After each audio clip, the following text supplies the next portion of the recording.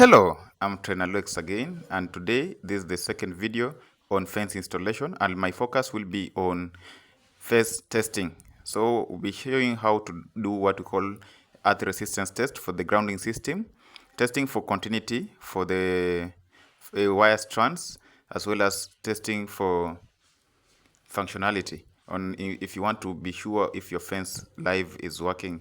How do you do it? I will not be doing it live, but I will be demonstrating on how to do it.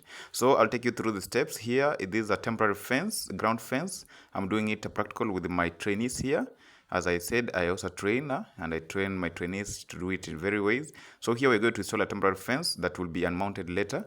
So as you can see here, we're just using simple. We are doing the fence and aligning with the spirit level and all that. You can see all the insulators, inline insulators are already fixed, and I'm using a string to ensure that they all align so that when I'm drawing my fence wire, it is uniform as it is.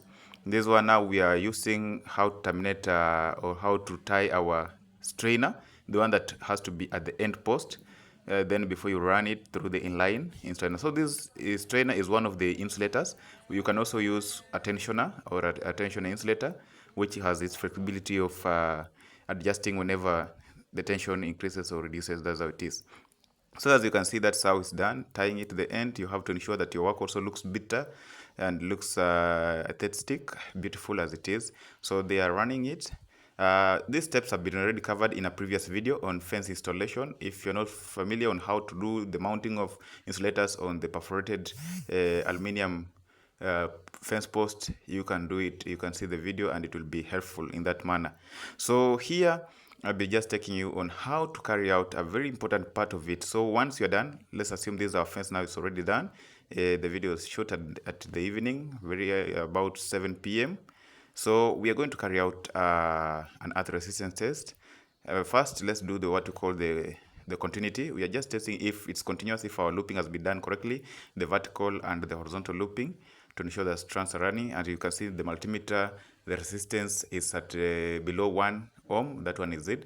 So we'll need an earth resistance tester. In this case, I'm using a digital earth tester. You see my grounding rods, the 3 grounding rods. So one clip, crocodile clip on the first ground rod, which will go to the feed. We understand that the earth resistor has 3 terminals. You have to measure the resistance of earth between the 2 rods, and then the other one, then you'll do the average. If you are not familiar with how to do the procedure of carrying out an earth resistance test, is good, because for everyone it's important to know this, because this is very important. Remember, earth resistance sometimes goes even far beyond 200 ohms, but you need to lower. That's when you'll now know which method of earthing you're going to use in order to lower the resistance, because the resistance has to be as low as below 50 ohms to make that fence be effective, to reduce noise and all that. So in this case, the resistance is 97. So this is our second test after the continuity test. You ask why is it we do continuity test? For the insulation resistance test, is not necessarily, but for the cables that are running on the ground, let's say from rod to rod, or from maybe the supply to the energizer, in that case you need to carry out the insulation resistance test for the cable to ensure that there's no leakage. This is an added advantage. If you are to carry out what we call a test on, it's good to use a piece of wood with what I'm just using as a fence wire on the top. So that's how do when you touch it, when you see sparks, it means your fence is live as it is.